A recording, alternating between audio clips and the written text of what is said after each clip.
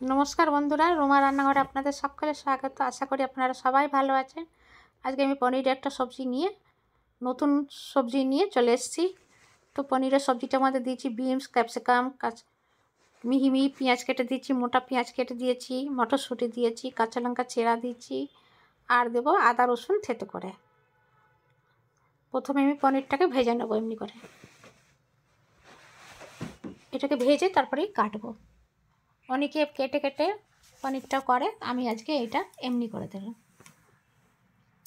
এবার যে মিহি মিহি করে পেঁয়াজটা কেটে রেখেছি, বিরিস্তা ভেজে নিলাম। এটার এমনি করে লাল করে বিরিস্তা ভেজে নিতে হবে। এবার দিয়ে দেবো কড়াতে একটা শুকনো লঙ্কা ফোড়ন, আর দিয়ে দেবো আদা রসুন যে থেতো করে রাখা আছে সেইটা দিয়ে ভালো করে ভেজে নিলাম। এবার দিয়ে দিচ্ছি মোটা মোটা করে যে পেঁয়াজটা কাটা আছে, সেই পেঁয়াজটা দিয়ে একটুখানি নেড়ে চেড়ে নেবো। তবে এটা খুব লাল করে ভাজবো না, হালকা হবে, কালার চেঞ্জ হলেই সবজিগুলো দেবো। এমনি করে একবার বানিয়ে খেয়ে দেখতে পারেন, খুব ভালো হয় সবজিটা, একেবারে নতুন ধরনের সবজি। এবার যে বিনস আর ক্যাপসিকামটা দিয়ে দিলাম, দিয়ে এটাকেও নেড়ে চেড়ে নেবো। তবে এগুলো সেদ্ধ হওয়া, পুরো সেদ্ধ হতে হবে, ভাজতে ভাজতেই সেদ্ধ হয়ে যাবে। এতে জল দেবো না, এটা শুকনো শুকনো সবজি হবে।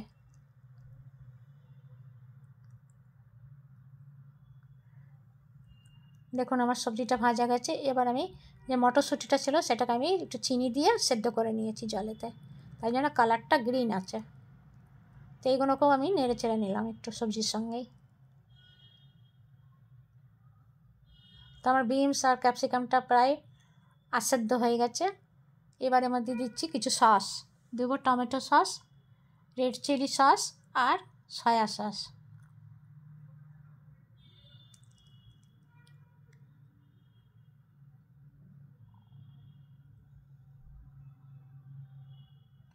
দিয়ে এগুলোকে ভালো করে আবার থেকে নেড়ে চেড়ে নেবো। তারপরে দেবো সয়া সস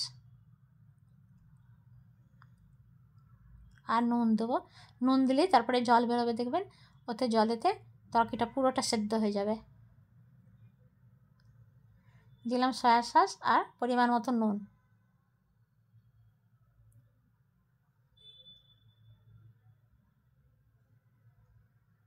সবজিটা আমার প্রায় সেদ্ধ হয়ে গেছে। দিয়ে দিচ্ছি কাঁচা লঙ্কা ও একটা চেরা, দিয়ে ভালো করে নেড়ে চেড়ে নিলাম। আবারও দেবো একটুখানি চিনি, হালকা টেস্টের জন্যে।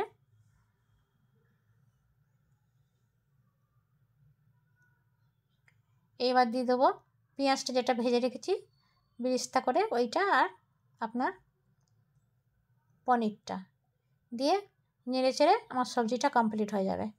তো আমার ভিডিওটা দেখলেন, কেমন লাগলো জানাবেন। আশা করি ভালো লেগেছে। ভালো লাগলে পরে ভিডিওটাতে একটা লাইক দেবেন। নতুন বন্ধু যারা দেখছেন তারা প্লিজ সাবস্ক্রাইব করে আমার পাশে থাকবেন। আর পাশের যে বেল আইকন বাটনটা আছে ওটা প্রেস করতে একদমই ভুলবেন না। পাশে প্রেস করে তাহলে আপনার কাছে নোটিফিকেশানটা পৌঁছাবে, আপনি ভিডিওগুলো দেখতে পারবেন, পুরনো ভিডিওগুলো, নতুন ভিডিওগুলো সবই দেখতে পারবেন। এমনি করে একবার বানিয়ে খেয়ে দেখবেন, খুবই ভালো হয়। এইটা রুটি, পরোটা, নানের সঙ্গে বেশি ভালো লাগবে খেতে, কেন কি এটা ড্রাই। ভাতের সঙ্গেও ভালো লাগবে, কিন্তু বেশি ভালো লাগবে পরোটা, নান, রুটির সঙ্গে। তেমনি করে বানিয়ে একবার খেয়ে দেখবেন আর কমেন্টে জানাবেন যে কেমন হয়েছে। কমেন্টে জানাতে একদমই ভুলবেন না। আশা করি আপনাদের ভালো লাগবে তরকারিটা বানিয়ে খেয়ে দেখতে পারেন।